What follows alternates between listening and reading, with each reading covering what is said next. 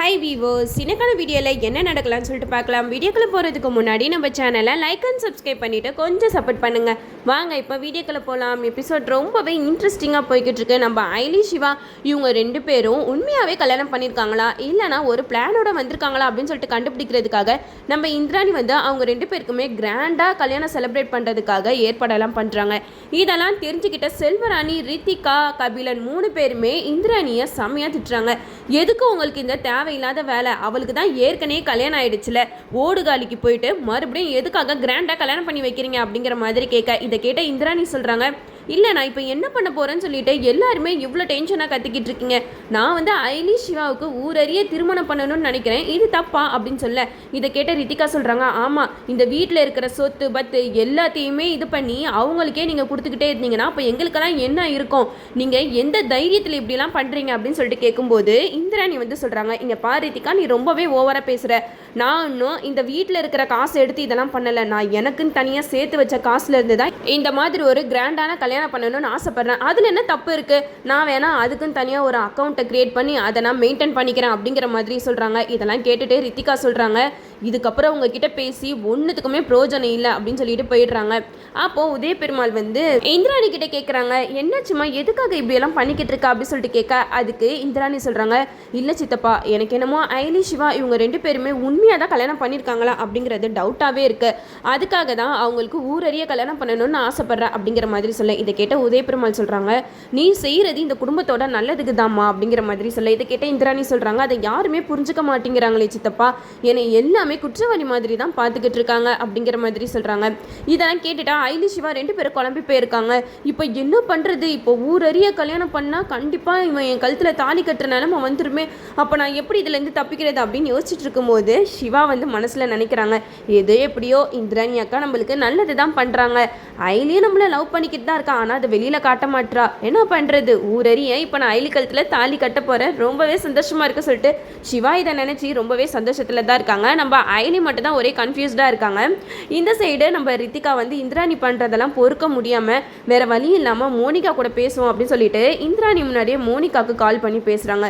Monica, நான் தான் ரித்திகா பேசுகிறேன் அப்படின்னு சொல்லிட்டு பேசுகிறேன். அதுக்கு மோனிகா சொல்கிறாங்க, என்ன ரித்திகா நீலாம் எனக்கு கால் பண்ணுற, நான் உன் குடும்பத்துக்கு என்னென்னமோ பண்ணியிருக்கேன், ஆனால் அதையும் மீறி நீ எனக்கு கால் பண்ணுறேன்னா கண்டிப்பாக ஏதாவது ஒரு விஷயம் இல்லாமல் இருக்காது அப்படிங்கிற மாதிரி சொல்ல, இதை கேட்ட ரித்திகா சொல்கிறாங்க, இங்கே பாருங்கள் மோனிகா, உங்களுக்கு நல்லாவே தெரியும் நான் வந்து இந்திராணி இடத்த பிரிக்கணும், அதுக்காக தான் நான் அவ்வளோ பாடுபட்டுருக்கேன். ஆனால் இந்திராணி என்னன்னா இப்போ வந்து ஐலிக்கே எல்லாமே பண்ணிக்கிட்டு இருக்கா, எங்களுக்கு நீ எந்த ஒரு அதிகாரமும் இந்த வீட்டில் இல்லாத மாதிரி தான் இருக்குது, எனக்கு உங்களோட ஹெல்ப் வேணும், எப்படியாவது இந்திராணி இடத்த நான் பிடிக்கணும் அப்படிங்கிற மாதிரி சொல்ல, இதை கேட்ட மோனிகா சொல்கிறாங்க, இதான் உன்னோட பிரச்சனையா, கவலைப்படாத, கண்டிப்பாக நீ வந்து இந்திராணி இடத்துக்கு போயிடுவேன் அப்படிங்கிற மாதிரி பேசிக்கிட்டு இருக்காங்க. இந்த இடத்துல நம்ம இந்திராணிக்கு வந்து ரித்திகா இப்படியெல்லாம் பண்ணுறதும் சுத்தமாக பிடிக்கவே இல்லை. அதனால ரித்திகா கிட்ட கேட்குறாங்க, என்ன ரித்திகா என்ன மனசில் நினச்சிக்கிட்டு இருக்க, உனக்கு என்னோட இடம் தான் வேணும்னா நீ என்கிட்ட டேரெக்டாக கேட்க வேண்டியதானே, அது எதுக்கு 3வது மனுஷங்க கிட்ட போய் கேட்குற, அவளுக்கும் நம்ம குடும்பத்துக்கும் ஆகாதுன்னு உனக்கு நல்லாவே தெரியல, அப்போ எதுக்காக அவள் கூட போய் பேசுகிற அப்படின்னு சொல்ல, அதுக்கு ரித்திகா சொல்கிறாங்க, இங்கே பாருங்கள், நீ உங்களை நம்பினா எனக்கு எதுவுமே வேலைக்காகாது, அதனால தான்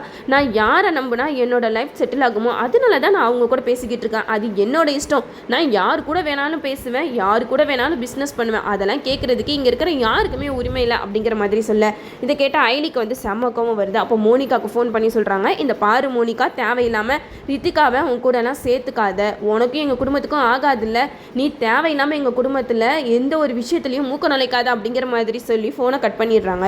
அப்போது இந்திராணி வந்து ரித்திகா கிட்ட சொல்கிறாங்க, எதுக்காக ரித்திகா இப்படியெல்லாம் பண்ணிக்கிட்டு இருக்க, மோனிகா தான் நம்ம குடும்பத்துக்கு ஆகாதவன் தெரியும்ல, எதுக்காக நீ அவள் கூடலாம் பேசுகிற அப்படின்னு சொல்ல, அதை கேட்ட ரித்திகா சொல்கிறாங்க, எனக்கு வந்து ஐலியை பிடிக்காது, ஐலி கூட பேசாதீங்கன்னு சொன்னால் நீங்கள் பேசாமல் இருப்பீங்களா, நான் மட்டும் எதுக்கு உங்களுக்கு பிடிக்காதவங்க கூட பேசாமல் இருக்கணும் அப்படிங்கிற மாதிரி ரித்திகா கேட்குறாங்க.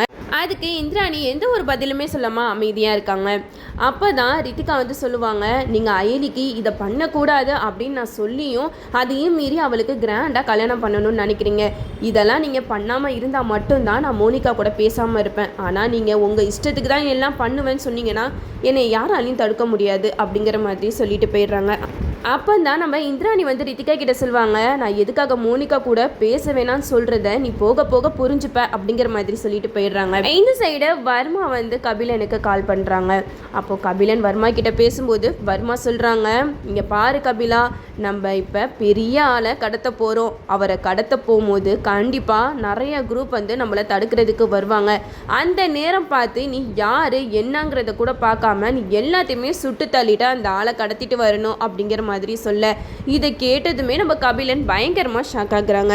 வர்மா கபிலன் கூட பேசுகிறத அயலி ஃபோனுக்கு கனெக்ட் பண்ணி எல்லாருமே கேட்டுட்ருக்காங்க. என்னது இது, வர்மா ஏதோ ஒரு பெரிய ஆளை கடத்துறதா பேசிக்கிட்டு இருக்கான், அதுவும் இல்லாமல் கபிலனை தான் மெயினாக வச்சு பேசிக்கிட்டு இருக்கான், ஒன்றுமே புரியல அப்படின்னு சொல்லிட்டு அயலி வந்து பயங்கரமாக குழம்பி போயிருக்காங்க. இந்த சைடு நம்ம வர்மா கபிலன் கிட்ட சொல்கிறாங்க, இங்கே பாரு கபிலா, நான் சொன்ன மாதிரி மட்டும் நீ பண்ணலை, அப்புறம் என்ன நடக்கும்னு நான் யோசிச்சு கூட பார்க்க மாட்டேன் அப்படிங்கிற மாதிரி சொல்ல, இதை கேட்ட கபிலன் சொல்கிறாங்க, இங்கே பாரு வர்மா, நீ சொல்கிறதுக்கு எல்லாத்துக்குமே நான் ஓகே சொல்கிறேன், ஆனால் நீ எல்லாத்தையுமே சுட்டுத்தள்ளணும்னு சொல்கிற பாரு, அதுக்கு மட்டும் நான் ஓகே சொல்ல மாட்டேன், அதுக்கு மட்டும் நீ வேற ஆளை வச்சுக்கோ அப்படிங்கிற மாதிரி சொல்கிறாங்க. அதுக்கு வர்மா கேட்குறாங்க, ஏன் கபிலன் பயப்படுறியா அப்படிங்கிற மாதிரி கேட்க, அதுக்கு கபிலன் சொல்கிறாங்க, இல்லை வர்மா, கண்டிப்பாக இந்த மாதிரி விஷயம்லாம் நடந்துச்சுன்னா நான் எங்கள் வீட்டில் மாட்டிப்பேன், அதுக்கப்புறம் ஏன் நிலைமை என்ன ஆகுறது அப்படிங்கிற மாதிரி யோசிக்கும் போது வர்மா சொல்கிறாங்க, நான் எந்த இடத்த விட்டனோ அந்த இடத்த பிடிக்கிறதுக்கு இப்போ எனக்கு ஒரு சான்ஸ் கிடச்சிருக்கு, இதை மட்டும் நம்ம பர்ஃபெக்டாக பண்ணி முடிக்கலன்னா அப்புறம் நான் என்ன பண்ணுவேன்னு எனக்கே தெரியாது கபிலன் அப்படிங்கிற மாதிரி ரொம்ப அடமெண்ட்டாக பேசிக்கிட்டு இருக்காங்க. அதுக்கு கபிலன் சொல்கிறாங்க, இங்கே பாரு வர்மா, நான் சொன்ன மாதிரி அந்த ஷூட் பண்ணுறதுக்கு மட்டும் நீ வேறு ஆளை வச்சுக்கோ அப்படிங்கிற மாதிரி சொல்லும்போது வர்மா சொல்கிறாங்க, சரி நீ சொல்கிற மாதிரி ஷூட் பண்ணுறதுக்கு மட்டும் வேறு ஆளை வச்சுப்போம், ஆனால் அங்கேருந்து எல்லாத்தையுமே கவனிச்சுக்கிறது உன்னோட பொறுப்பு தான் கபிலன், இதை மட்டும் நீ தவற விட்ட அப்புறம் இந்த வர்மா உன்கிட்ட இப்படி பேசிக்கிட்டு இருக்க மாட்டான் அப்படிங்கிற மாதிரி சொல்கிறாங்க. இதை கேட்டுட்டு கபிலனும் சரி அப்படிங்கிற மாதிரி எல்லாத்துக்குமே ஓகே சொல்லிடுறாங்க. இதெல்லாம் கேட்டுட்டு நம்ம அயலி சிவா பயங்கர டென்ஷனில் இருக்காங்க. என்னது இது, நம்ம கபிலன் வந்து இப்படி மாட்டிக்க போகிறானே, ஒன்றுமே பண்ண முடியாது, கபிலன் இந்த மாதிரிலாம் பண்ணானா கண்டிப்பாக ஃபேமிலியில் எல்லாத்துக்குமே கபிலனை பற்றின விஷயம் எல்லாமே தெரிய வந்துடும், இந்த நேரத்தில் எமோஷ்னலுக்கு நம்ம இடமே கொடுக்கக்கூடாது அப்படிங்கிற மாதிரி நம்ம அயலி வந்து சிவா கிட்ட சொல்லிக்கிட்டு இருக்காங்க. அப்போது சிவா சொல்கிறாங்க, நீ சொல்கிறது கரெக்டு தான் அயலி, ஆனால் இவ்வளோ நாளாக கபிலன் வந்து ரொம்ப நல்லவன் அப்படி இப்படின்னு சொல்லிட்டு வீட்டில் இருக்கிற எல்லாருமே அவன் மேலே ரொம்பவே நம்பிக்கை வச்சுருந்தாங்க. ஆனால் இந்த கடத்தலுக்கு அப்புறம் நம்ம கபிலனை கையும் கழுவுமா பிடிக்கும்போது நம்ம இந்திராணி அக்கா இதெல்லாம் எப்படி தாங்க போகிறாங்கன்னு தெரியலையே அப்படின்னு சொல்லிட்டு நம்ம சிவா வந்து அயலி கிட்ட சொல்லிக்கிட்டு இருக்காங்க. அதுக்கு அயலி சொல்கிறாங்க, என்ன நடந்தாலும் சரி, இந்த இடத்துல நம்ம சென்டிமெண்ட் எமோஷனலுக்கு இடத்த கொடுக்காம கபிலனை கையும் கழுவுமா பிடிக்கணும், இப்படியே இவங்க ரெண்டு பேத்தையும் நம்ம விட்டு வச்சோன்னு வச்சுக்கோங்க, அவ்வளவுதான், பின்னாடி என்னென்ன பிரச்சனையெல்லாம் பண்ணுவாங்கன்னு நம்மளால யோசிக்க கூட முடியல அப்படின்னு சொல்லிட்டு நம்ம அயலி சொல்கிறாங்க. அதுக்கு சிவா சொல்கிறாங்க, நீ சொல்கிறதெல்லாம் கரெக்டு தான் அயலி, ஆனால் இவங்க எல்லாரையுமே பின்னாடி இருந்து இந்த வர்மா தான் எல்லாருக்குமே ஆர்டர் போட்டுட்ருக்கான், நம்ம அந்த வர்மாவை பிடிச்சா மட்டும்தான் இதை எல்லாத்தையுமே நம்மளால் தடுக்க முடியும் அப்படின்னு சொல்லிட்டு அயலி கிட்ட சொல்கிறாங்க. அயலியும் சொல்கிறாங்க, ஆமாம் சீனியர், நீங்கள் சொல்கிறது கரெக்டு தான், ஆனால் இப்போ நம்ம பண்ண போகிற ஆப்ரேஷன் பெரிய ஆப்ரேஷன், இதில் வந்து நம்ம எப்படியாவது கபிலனை தப்பிக்க விடவே கூடாது, கையும் கழுவுமா மாட்ட தான் வைக்கணும், அப்போ தான் இந்த கபிலன் வந்து கொஞ்சமாவது திருந்துறதுக்கு நிறைய வாய்ப்புகள் இருக்குது அப்படிங்கிற மாதிரி அயலி வந்து சொல்லிக்கிட்டு இருக்காங்க. எது எப்படியோ நம்ம இந்திராணி போட்ட பிளான் படி சிவா வந்து அயலி கழுத்தில் எல்லார் முன்னாடியும் தாலி கட்ட போகிறாரு. அதே நேரத்தில் நம்ம கபிலன் வந்து ஒரு அயோக்கியன் அப்படிங்கிற விஷயமும் இந்த குடும்பத்தாருக்கு எல்லாத்துக்குமே தெரிய வரப்போகுது. என்னெல்லாம் நடக்க போகுதுன்றதான் நம்மளும் வெயிட் பண்ணி பார்ப்போம். ஓகே வீவர்ஸ், இந்த வீடியோ உங்களுக்கு பிடிச்சிருந்தா லைக் பண்ணுங்கள், மறக்காமல் நம்ம சேனலை சப்ஸ்கிரைப் பண்ணிடுங்க.